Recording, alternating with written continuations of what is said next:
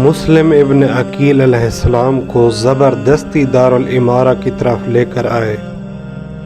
انہیں یقین بھی نہیں ہو رہا تھا کہ کل تک نماز ظہر میں ہزاروں لوگ میرے پیچھے موجود تھے، لیکن نماز مغربین کے وقت ایک بھی باقی نہ رہا۔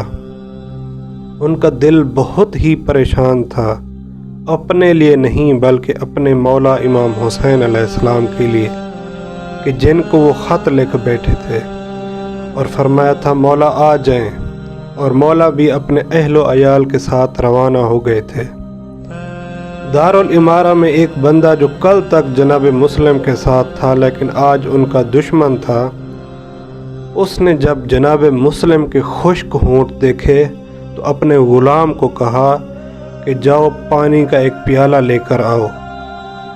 جناب مسلم جب پانی پینے کا انہوں نے ارادہ کیا تو ان کے منہ کا خون پانی کے اندر گر گیا، پھر پانی بدلا گیا، پھر ان کے سامنے پیالہ لایا گیا تو پھر ان کے منہ کا خون پانی پینے میں حائل ہو گیا۔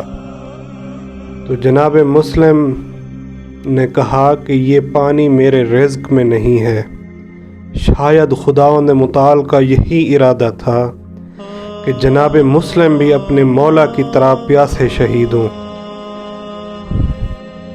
ابن زیاد ملعون کے حکم سے جناب مسلم کو دارالامارہ کی چھت پر لے جایا گیا۔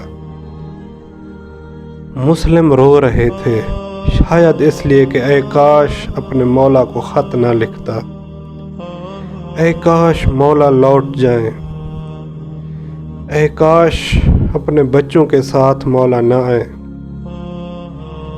یا یہیں پر بکر بن حمران ملعون نے کام تمام کیا اور جناب مسلم پیاسے اور خشک ہونٹوں کے ساتھ اپنے رب کی ملاقات کو چلے گئے۔